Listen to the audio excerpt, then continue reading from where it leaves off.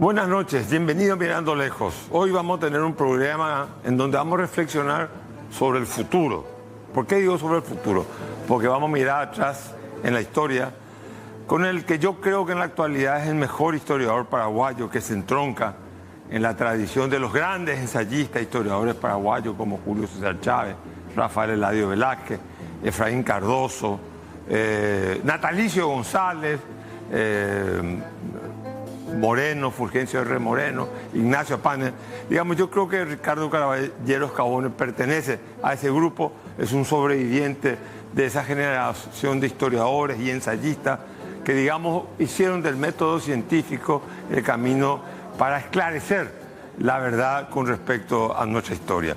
Pero antes de entrar en el tema de, digamos, desembarcar en el pasado paraguayo, creo que es importante que veamos y analicemos algunas cosas de nuestro presente. En primer lugar, cuando uno construye un muro, cuando los chinos construyeron la muralla china, no lo construían porque miraban solamente quién se quedaba de este lado, sino cuando uno construye un muro tiene que saber quién se queda fuera del muro, quién está afuera, quién no va a entrar adentro. Y yo creo que esto es lo que está pasando en la sociedad paraguaya. Nosotros estamos viviendo, como lo dijimos en varias ocasiones, y eso es muy positivo para el Paraguay, una pujanza económica debido al esfuerzo local, al esfuerzo de industriales, al esfuerzo de ganaderos, al esfuerzo de agricultores, al esfuerzo de todos aquellos que también están en áreas de servicio. Hay un gran esfuerzo colectivo, pero ese esfuerzo colectivo debe ir acompañado de metas compartidas. Y las metas compartidas es el desarrollo. Hoy tenemos un Paraguay dual. Tenemos un Paraguay en donde, por un lado, vemos que hay algunos que están dentro del muro, cubiertos por el muro, y sin embargo hay una gran mayoría de paraguayos que no pueden acceder a los beneficios del progreso, a los beneficios del crecimiento económico y a los beneficios del desarrollo social. Pensemos quién está afuera. Para eso, ¿qué hay que hacer? Bueno, obviamente, en primer lugar, el mundo hoy nos está demostrando que hay que prescindir en esta coyuntura actual, en donde en el mundo global la geopolítica y otras circunstancias empiezan a incidir. Creo que hay que mirar el mundo de manera diferente y saber qué políticas aplicar. Pero lo que hay que hacer es diseñar y aplicar la política. Lo que no podemos es seguir postergando aquello que es necesario que se haga. Vale la pena, después de haber superado el mundo bipolar de la Guerra Fría, que duró hasta 1989, del 45 al 89, después, habiendo superado ese auge que tuvo la globalización, la apertura a los mercados, las flexibilizaciones de las relaciones laborales, el achicamiento del Estado, la pretensión de querer achicar el Estado, el flujo de capital y de recursos humanos, el mundo de la globalización. El mundo de la globalización no ha muerto. Lo que no podemos negar es que hoy incorpora nuevos ingredientes. Y incorpora los ingredientes que el fantasma de la geopolítica previo a la Segunda Guerra Mundial le está dando. La geopolítica está presente. El mundo se va a zonificar. Habrá esfera de influencia en cada país. No va a poder hacer ni Rusia poner una base militar en México, ni en Ucrania la OTAN poner una base militar para amenazar a Rusia. El mundo está cambiando. Y entonces es el momento de preguntarnos, a ver un poco, el debate pasa entre, ¿es un debate ideológico? No, no es un debate ideológico. Tenemos dos modelos que al principio parecían contradictorios, el modelo Trump y el modelo de China continental. Sin embargo, estamos viendo que el señor Trump está siguiendo o incorporando muchos elementos, no solamente prácticos y decisiones, sino filosóficos del modelo chino. El modelo chino es un modelo capitalista de mercado, autocrático en lo político. El gobierno americano es un gobierno democrático. Ayer ganó en Nueva York, antes de ayer, perdón, la semana pasada, ganó un contestatario del presidente Trump. Estados Unidos es una democracia, pero con una economía de mercado. Pero ¿cuál es el elemento, el arco común en donde se mueve el presidente chino y el presidente de los Estados Unidos? En donde hay una suerte de mercantilismo, por sobre todas las cosas, eso estamos notando en Estados Unidos. ¿Qué quiere decir eso? Que la política va a poner las prioridades económicas. Y la política económica, arancelaria, por ejemplo, o la compra de empresas por parte del Estado, usted está dando en los Estados Unidos de Norteamérica. O sea, Estados Unidos no va a dejar caer su industria, porque si cae su industria, pierde su peso político en la economía mundial. No se olviden que China y Estados Unidos, uno tiene el 24%, Estados Unidos el PIB mundial, según cómo se calcule. China está con el 21%, pero la proyección es que China crezca más que Estados Unidos a cada 10 años. Y ahí está el debate hegemónico mundial, pero sobre la base de la economía. Esperemos que no eso tenga un componente de conflicto bélico, porque eso sí significaría una guerra nuclear y bueno, la cuarta guerra mundial será con arco y flecha, como decía Bertrand Russell. Entonces es importante que nosotros los paraguayos nos enfoquemos, no es el debate ideológico, Estado más mercado, menos Estado más mercado. Es tanto Estado como sea necesario, tanto mercado como sea posible. Pero tenemos que hacer las cosas. Y ahí nosotros estamos viendo todavía que en este mundo que es tan vertiginoso, que tanto se están moviendo, no estamos viendo que el Paraguay esté recibiendo las reformas que el Paraguay necesita. Estamos atrasados, tenemos un estatismo en algunos aspectos que aparte de obsoleto es obsceno. ¿Y por qué digo que es obsceno? Porque no puede ser una empresa tan estratégica para el país, por motivos de demagogia, esté teniendo menos rentabilidad. Estoy hablando de la ANDE. No puede ser que sigamos manteniendo e invirtiendo en la industria nacional del cemento, cuando la industria nacional del cemento sigue dando pérdidas. No puede ser que nosotros, los trenes no funcionen en el Paraguay. Y no puede ser que toda la estructura administrativa del Estado paraguayo esté verdaderamente corrompida, anquilosada, sin una visión, sin un liderazgo. No puede ser que no se hagan las reformas necesarias que el país demanda. Estoy hablando de reformas de tipo administrativa. Lastimosamente la política cuando permea en la administración pública, lo permea para prostituir todo lo que existe dentro de la administración pública. No es la hora en la que el Paraguay, con este crecimiento 4-5%, haga políticas que levanten la hipoteca social. Nosotros necesitamos ciudadanos paraguayos que sean aptos para elegir, para votar y para trabajar. ¿Por qué tenemos un grado de inversión tan baja? Porque no tenemos una mano de obra calificada. ¿Por qué tenemos una inversión directa internacional tan baja? Por los niveles de corrupción, por las deficiencias institucionales. Porque no nos olvidemos de algo. La impunidad se incuba en las estructuras del poder político. La impunidad se incuba en las estructuras del poder político. Pero la corrupción termina fermentando en toda la sociedad. Entonces este es el momento en donde los liderazgos políticos, de todos, del presidente de la República, del Parlamento, de los partidos políticos, tienen que afincarse en la voluntad de hacer la reforma que el país necesita. No podemos nosotros seguir esperando una reforma integral del IPS. Tenemos que garantizar la viabilidad financiera del IPS aquí a no sé cuánto tiempo. No que esté en tela de juicio, que de aquí a tanto tiempo habrá solvencia para poder, liquidez para poder pagar los aportes de la gente.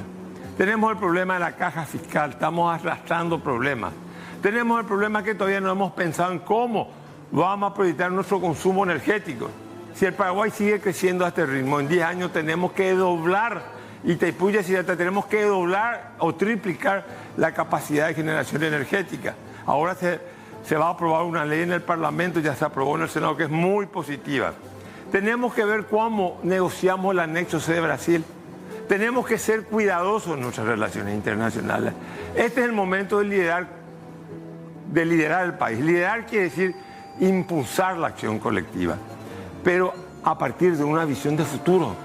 No podemos estar cizagueando, no podemos estar en actitudes ambiguas. Tenemos que tener cierta firmeza, cierta convicción y hacer las reformas que son necesarias ahora.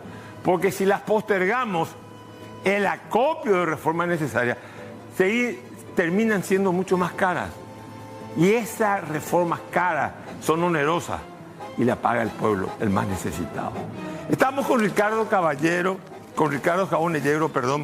un gran historiador, un profesor de historia especializado en relaciones internacionales, le estaba sugiriendo, antes de entrar en cámara, pues yo creo, como dije ahí, que él es responde de alguna manera a la vieja historia, a la vieja escuela de historiadores paraguayos, que creo que fue una escuela muy destacada a nivel internacional de las figuras que te acabo de mencionar.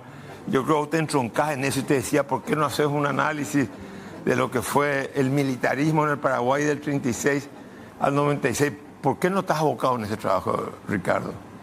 Porque me parece que faltan todavía mucho por investigar y también la apertura de los archivos. Hay archivos que todavía no están a disposición de los investigadores y bueno, eso nos... Acá hay una restricción también para el acceso. No hay restricciones, pero los archivos generalmente en las instituciones públicas son dependencias marginadas, donde no va personal, el mejor personal, el personal capacitado para organizarlos. No están en lugares apropiados, no están suficientes. Se deterioran los papeles. Se deterioran los papeles, no se sabe qué hay, no hay buenos catálogos. Es decir, el Paraguay tiene, entre tantas tareas que tenemos pendientes y que mencionaste, las más graves, las más delicadas, el Paraguay tiene también que abocarse al mantenimiento, a la preservación de la memoria colectiva que está en los archivos.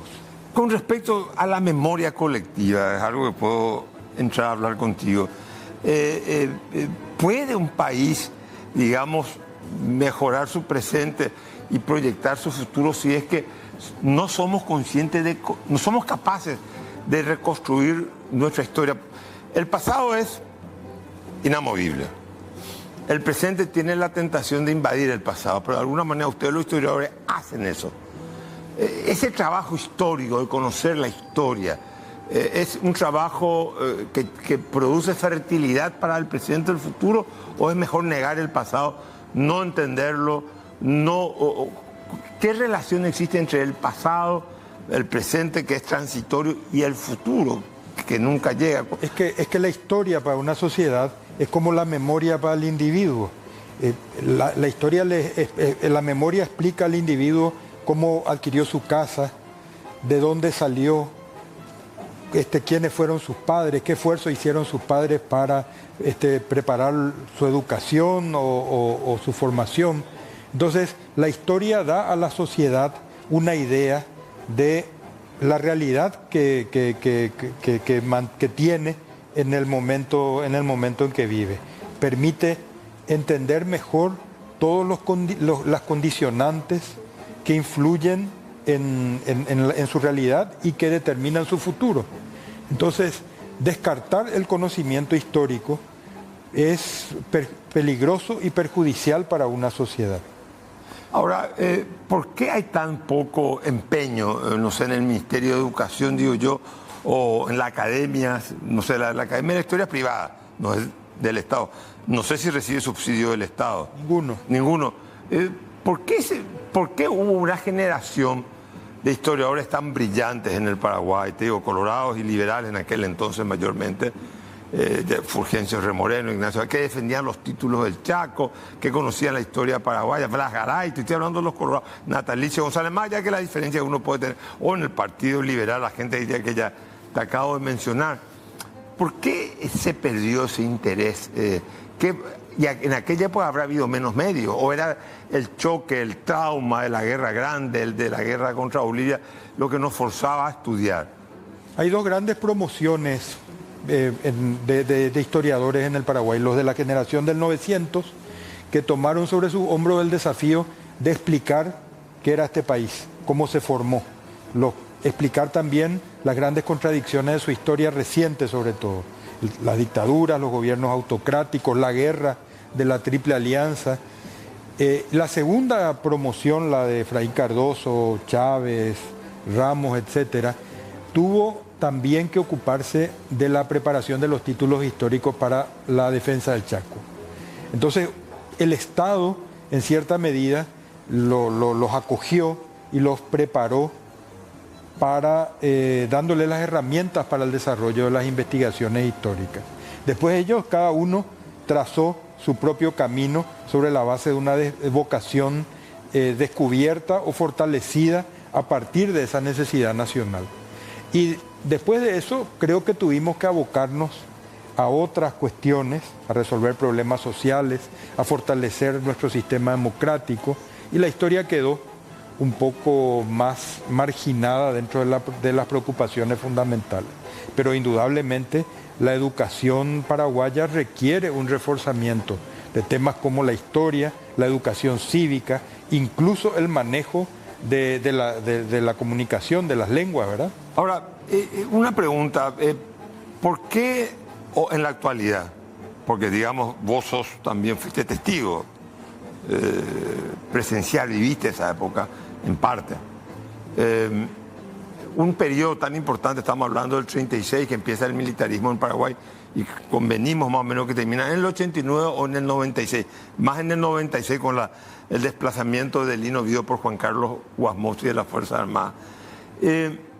¿Por qué no hay un estudio histórico acabado que tipifique lo que fue el régimen extronista, con sus peculiaridades? Porque, digamos, decíamos nosotros fuera de cámara que tampoco a Stroessner se lo puede, digamos, homologar con un dictador centroamericano, o, digamos, tampoco se inscribe en una tradición de los dictadores que duraron muy poco tiempo, sino que fue todo un sistema, ¿verdad?, de un hombre que provenía militar de carrera, un dictador, digamos, apoyo de un partido popular y lo que se llamó una dictadura del progreso. ¿Por qué no hemos podido lograr un estudio denso, histórico, profundo, para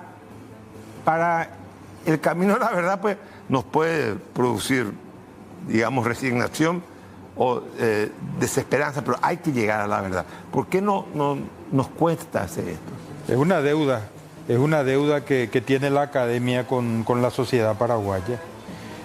Creo que la apertura de los archivos puede ser importante, a pesar de que se dispone del archivo del terror, por ejemplo. Hay mucha información que ha sido aprovechada parcialmente para estudiar la represión política, pero hay otros aspectos, las relaciones internacionales, la planificación del desarrollo, distintos aspectos de ese periodo de 34 años de Stroessner, que se enmarca dentro de prácticamente el siglo XX paraguayo, que es la influencia del sector militar en las políticas públicas en el Paraguay, que tiene que ser abordado y que presenta muchos aspectos en los que hay que profundizar. Yo creo que, en público, te dejo esta tarea. En primer lugar, tipificar el extronismo desde el punto de vista histórico y politológico. Y en segundo lugar, la herencia de Stroessner. ¿Cuál fue el legado de Stroessner? La herencia, la resaca, la pobreza de nuestra política actualmente. Algunos creen que sigue siendo consecuencia de Stroessner. Yo ya no creo que no, pero es una posición mía. ¿Vos crees que la mediocridad, la chatura intelectual de hoy, la corrupción rampante que vive el Paraguay, el narcotráfico, que es un fenómeno que también hubieron indicios en la época de Stroessner, pero vos pensás que todo eso perdura por las raíces profundas y hondas que dejó el extronismo en la sociedad paraguaya, o ya son fenómenos que se van autogenerando, se originan por fuerza propia?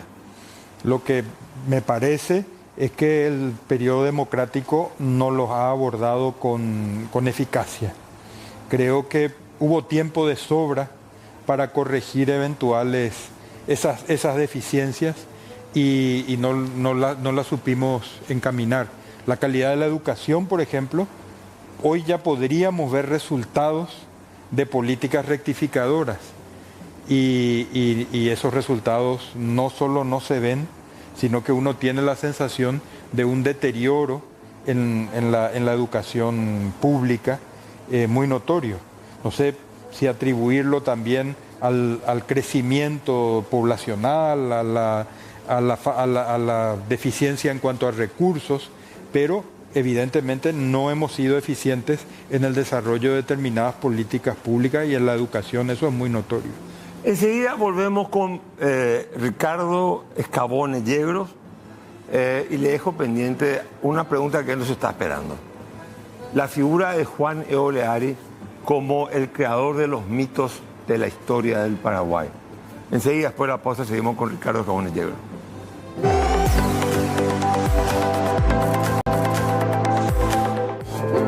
Bueno, el otro día leía un ensayo de Ocampos, creo que un historiador, un economista que, digamos, se aproxima a la historia. Entonces él decía que Alberdi, para consolidar, para cristalizar, perdón, Alberdi, Nietzsche, para cristalizar la unidad de la Confederación Argentina, inventa el mito de San Martín, que San Martín no era tan héroe, no era tan pródigo como la gente pensaba. Entonces la pregunta es, ¿Oleari es el gran generador? ¿Quién era Oleari? Y te pregunto, ¿Oleari es el gran generador del mito del Mariscal López?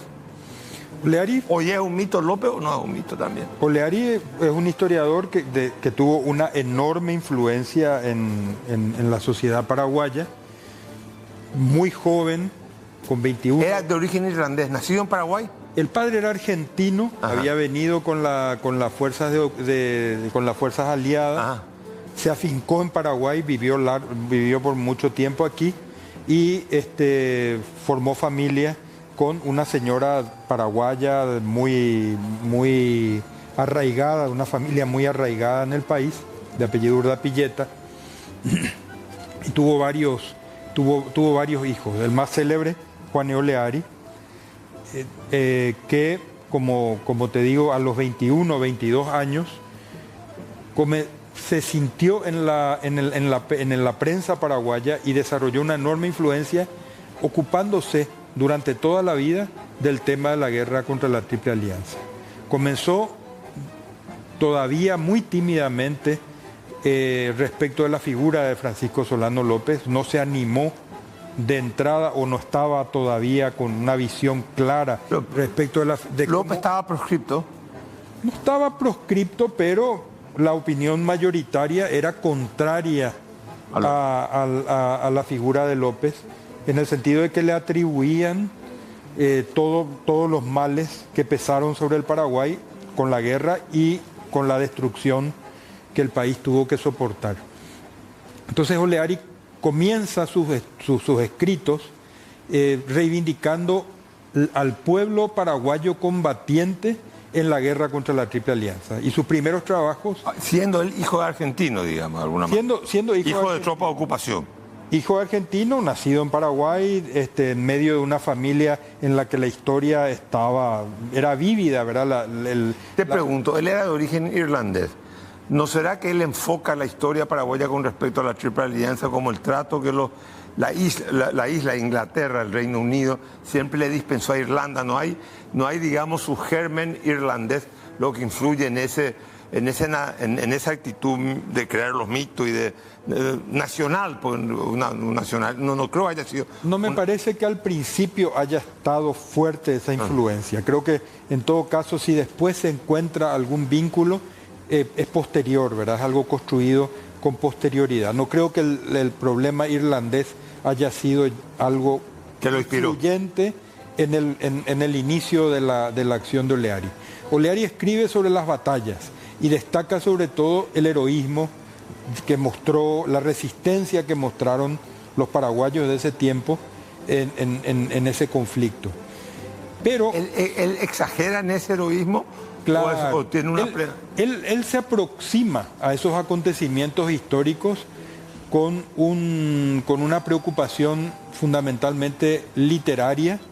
Él describe esos hechos con una gran calidad literaria. Ya sus primeros escritos, todavía un Oleari muy joven, de 21 o 22 años, reflejan una enorme calidad en el manejo. O sea, era gente que sabía escribir.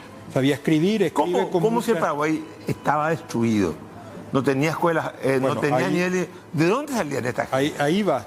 La generación que se hace cargo del Paraguay después de la guerra tiene muy clara la necesidad de una rectificación en el tema educativo.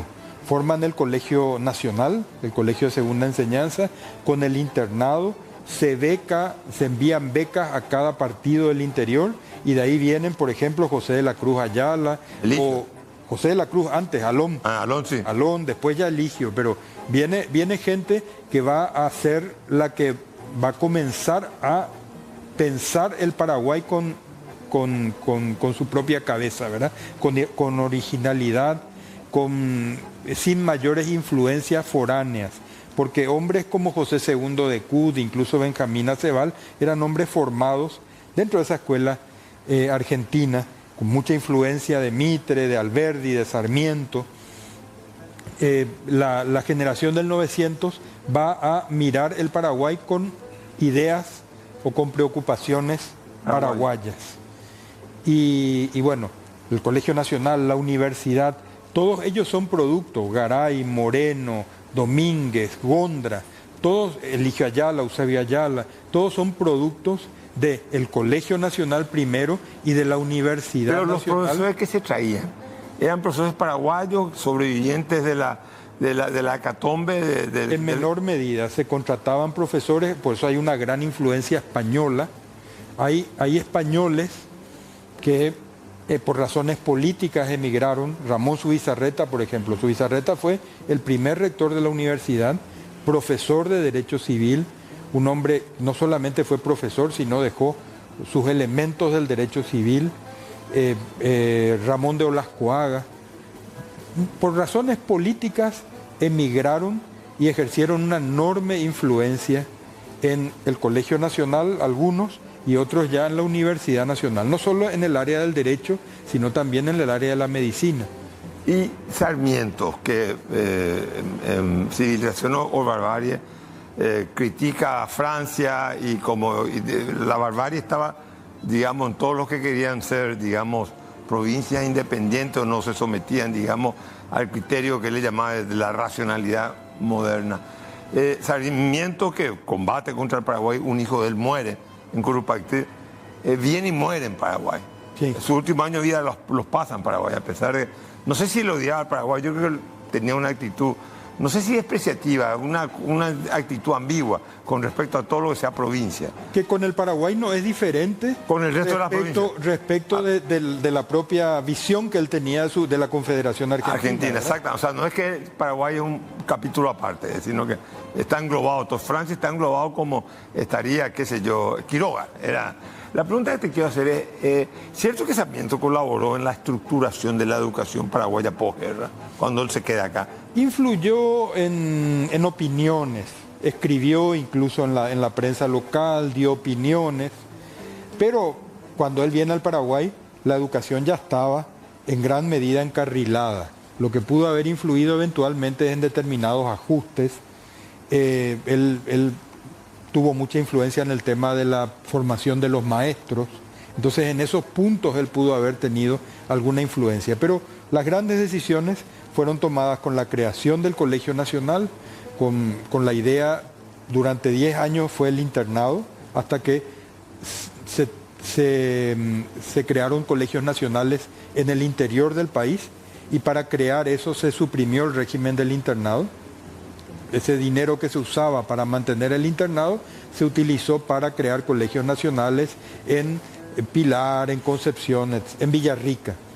Y en segundo lugar, la creación de la universidad. Esos son cambios muy importantes que ¿La Universidad Nacional cuándo se funda?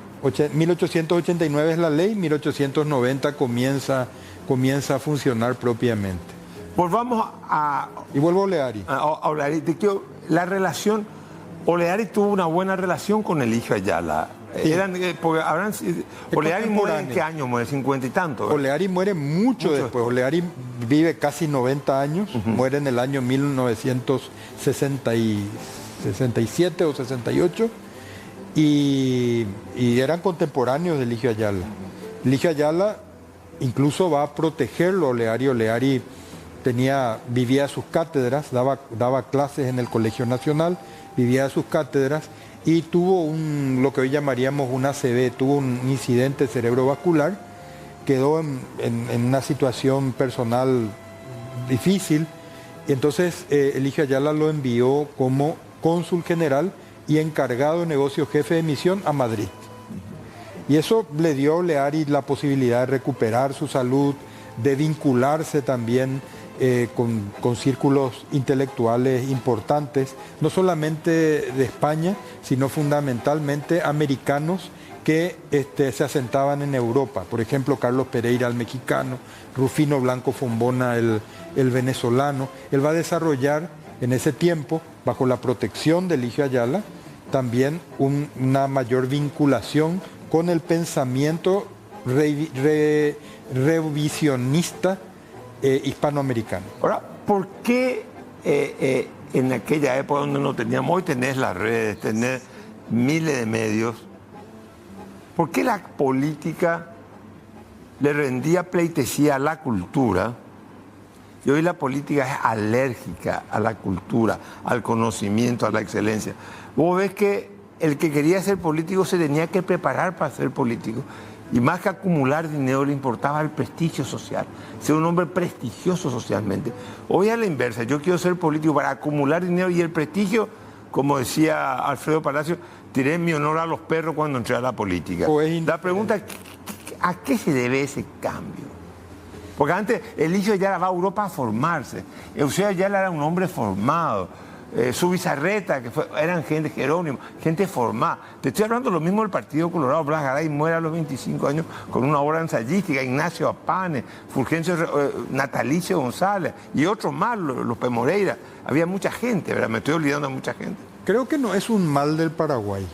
Creo que no es un mal exclusivo del Paraguay. Si uno mira, por lo menos la región, uno se da cuenta que también en otros países se nota, se percibe este fenómeno.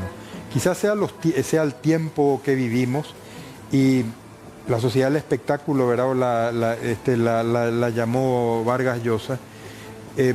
Va cambiando eso, pero ciertamente en el Paraguay se percibe. No es que todos tenían que ser intelectuales, pero se prefería, incluso los dirigentes políticos, porque Eligio Ayala pudo gobernar y pudo hacer las transformaciones que hizo, porque tenía una dirigencia política que le daba cierto oxígeno para manejar esa situación. El presidente del partido, José P. Guyari, era un caudillo muy popular y él contenía en cierta manera las mismas exigencias de los operadores políticos que exigían cargos, exigían privilegios, etcétera. Eso el partido contenía. Es decir, había una combinación entre la responsabilidad de manejar el Estado y las necesidades de los partidos políticos en democracia. Ahora, no sé si convenir, porque después te quiero tocar otro tema, déjame no la pausa, después de la pausa. Quiero que, a ver si yo estoy equivocado. Creo que no, el manejo de la guerra del Chaco, la convergencia de esfuerzos de todos los partidos políticos, la visión de Ayala, de Eusebio, del mismo José P., de Estigarribia, de nombrar a Estigarribia como comandante en jefe, de hacer que la idea de Eligio, que el Partido Colorado participe en el 28, lastimosamente con ese desenlace fatal de su muerte. Pero la élite paraguaya fue una élite que actuó con determinación, una visión y una gran lucidez. Tenía un panorama nítido de lo que se venía. Convengamos eso, ¿verdad? Absolutamente, y tenía la capacidad para afrontar ese desafío. Tenía la capacidad. ¿Te parece que hubo una élite que enfrentó un desafío tan grande como ese en toda la historia paraguaya, aparte de ese momento tan álgido y difícil de nuestra historia? Yo creo que hubo momentos en que tuvimos también personas que tenían la formación suficiente. Pero no individual, te estoy hablando como grupo, porque fue un grupo de gente. No fue solamente... Eso es lo que hay que destacar. Era una generación que compartía determinados valores. Es decir, la defensa del Chaco no la hicieron 3 o 4 individualidades. Uno puede recordar a su Bizarreta, a Luis Riard, a los propios comandantes del Chaco, ¿verdad? Porque no fue solo... Al coronel Franco, a todos. No fue solo Estigarribia. Es decir, hubo como una generación o 2 generaciones que tenían la capacidad suficiente, la responsabilidad suficiente para afrontar ese desafío tan grande que tuvo el Paraguay de preparar la defensa y hacer la guerra del Chaco. Bueno, estamos con el historiador y ex embajador de la República del Paraguay, Escabonellero Ricardo. Después de la pausa te voy a hacer una pregunta. Él es quizás el mejor conocedor de Bolivia en Paraguay. Quiero que me digas tu opinión de Paz, el nuevo presidente de Bolivia, después de la pausa.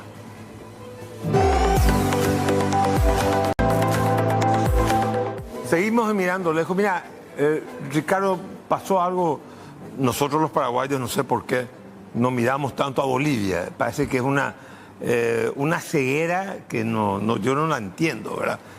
A pesar de haber tenido lastimosamente esa confrontación fracticida, ¿verdad? Por problemas de límite que a nosotros los paraguayos nos salió bien la jugada, pero fue electo un nuevo presidente de Bolivia en un momento en donde en el continente y en el mundo son elegidos presidentes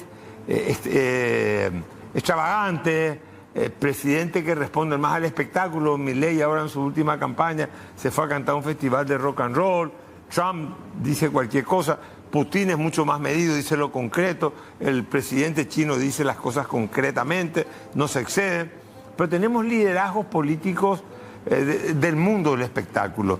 Sin embargo, estuve siguiendo, yo no seguí la campaña electoral boliviana, pero vi la figura de Paz, que es el hijo de un político que fue presidente de Bolivia, un hombre que combatió la dictadura, Paz Zamora, a él lo conocí, al padre lo conocí, pero lo veo un hombre sólido, lo veo y no lo encajo ni en esa derecha libertaria de Milei, no lo puedo encasillar en la izquierda tradicional boliviana, proveniendo de una familia izquierda, si bien su papá gobernó con Banzer, digamos, lo veo en una situación de centro, opiniones muy sensatas, no lo veo como Quiroga, que estaba un poco más tirado a la derecha, más libertario, más influenciado por Mario Vargas Llosa, por ese liberalismo del siglo XX, del 90, la década del 90 del siglo XX.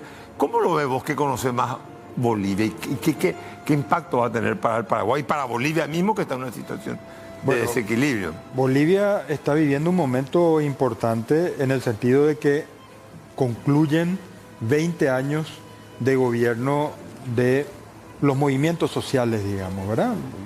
Liderados por Evo Morales, salvo una interrupción muy breve, y por el actual presidente Luis Arce. Este sistema se agotó.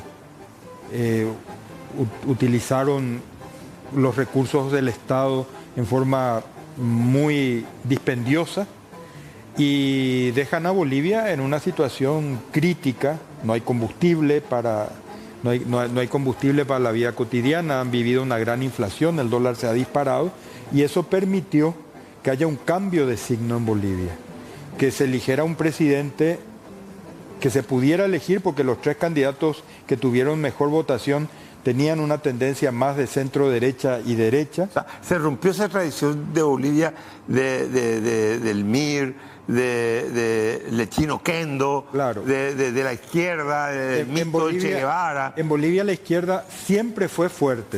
Siempre fue por eso digo. Y en los últimos 20 Paz Zamora, ¿cómo se llama? Si bien Paz Extensoro de derecha, después de ese movimiento popular que desarma al ejército en el 52.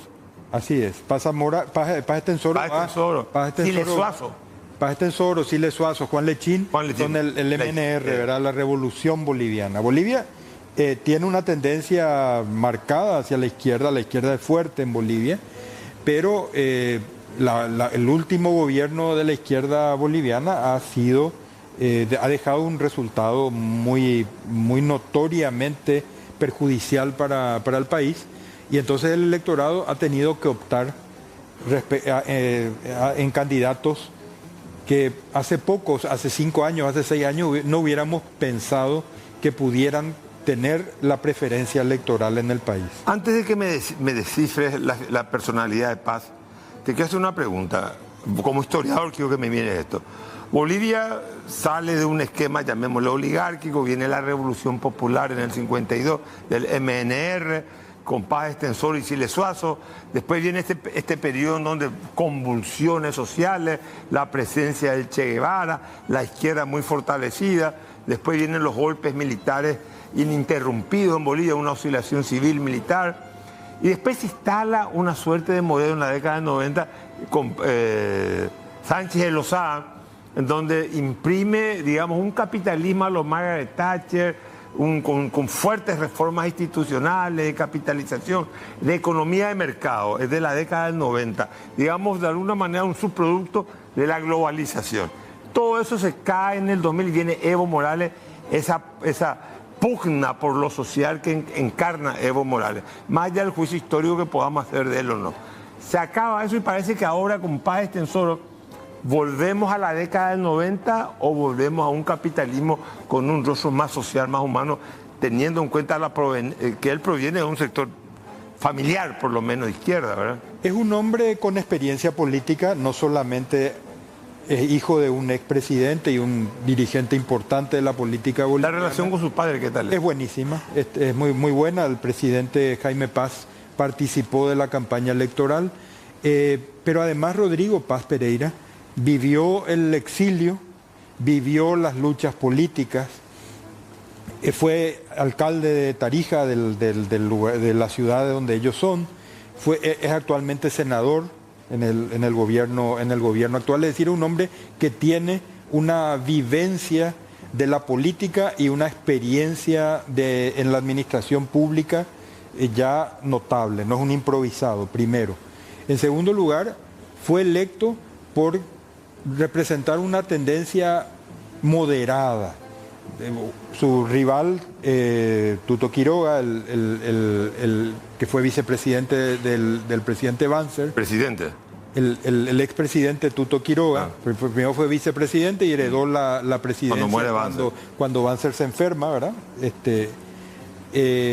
Banzer se enferma de cáncer, deja la presidencia y Tuto Quiroga, que era el vicepresidente, queda a cargo del gobierno por un año y medio más.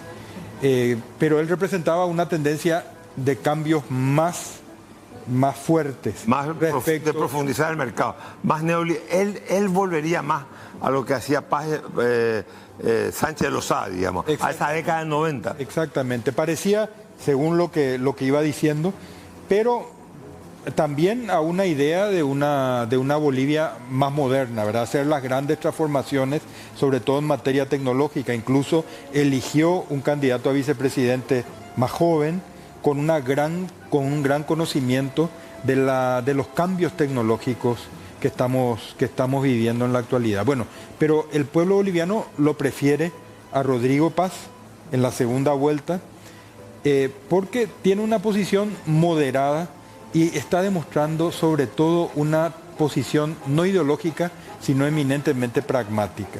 Lo que sea bueno para Bolivia es lo que él se está proponiendo. O sea, él no se va a alinear atrás de un Milei ni tampoco de un Lula.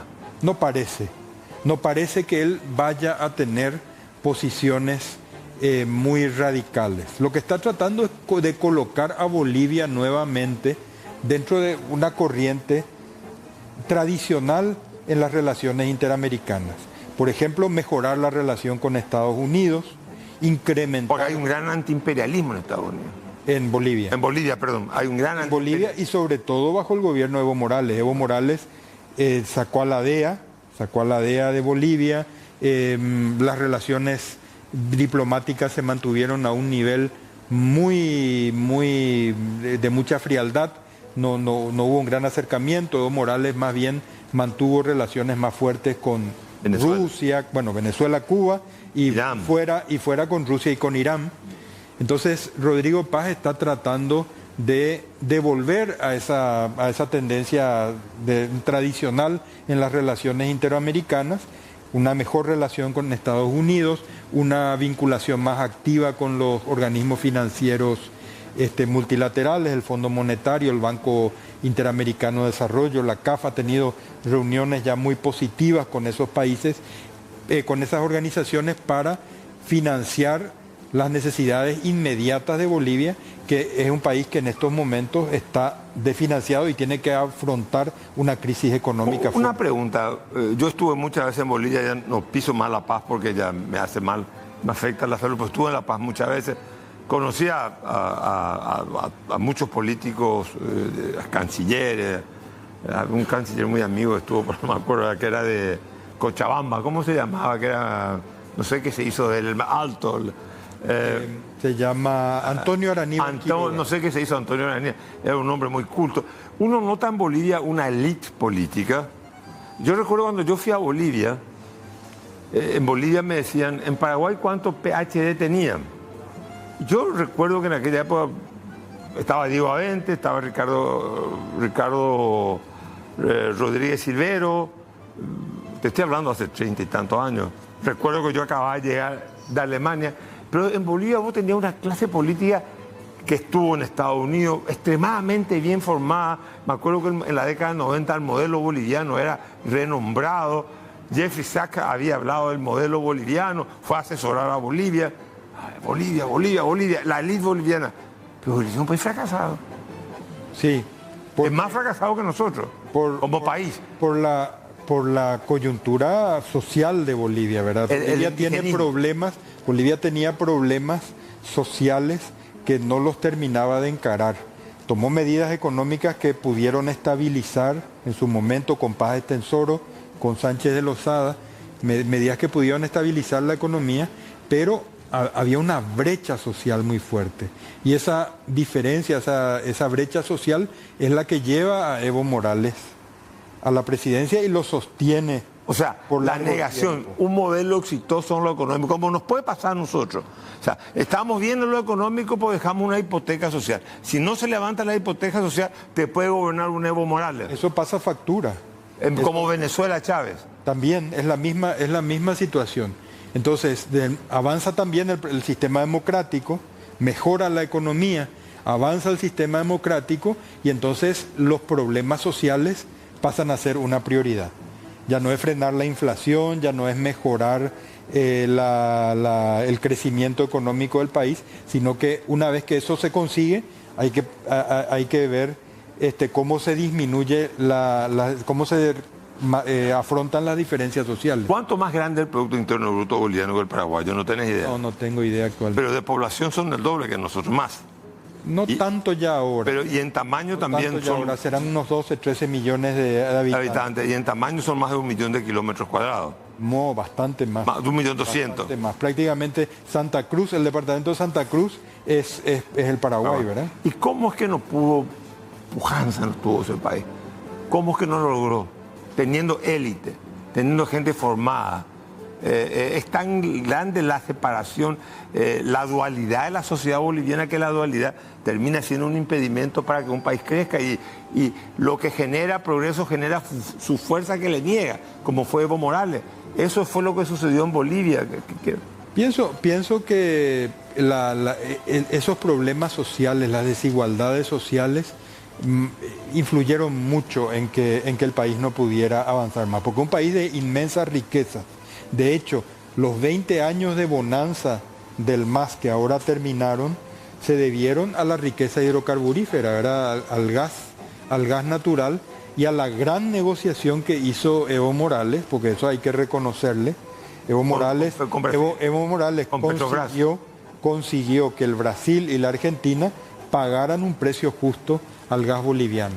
Todos esos ingresos permitieron un Estado que invirtiera más en infraestructura. Pero tiene menos gas ahora Bolivia, está con problemas. Y donde falló es que al estatizar el Yacimientos Petrolíferos Fiscales Bolivianos, que es la empresa que tiene el monopolio actualmente, no hizo inversiones para explorar nuevos yacimientos. Lo que pasa en Venezuela.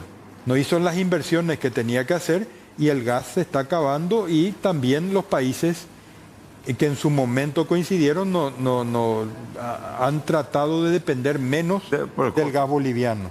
Claro. Es decir, tuvieron en su momento que aceptar las condiciones que ponía Bolivia, pero al mismo tiempo Petrobras, por ejemplo, hizo exploraciones para depender menos del gas boliviano y tener en Brasil mayores recursos. Escuchen bien lo que está diciendo esto. Dejaron de comprar por los costos brasileños y argentinos. Que no nos pase lo mismo con Itaipú. Negociemos bien el anexo C de Itaipú. Ricardo Jabones Yegros, nos queda otro programa pendiente. El mito del Mariscal López a partir de Juan Neoleari para el próximo programa. Si lo podemos, lo hacemos este año. Y como diría mi amigo Humberto Rubín, ha sido una noche más.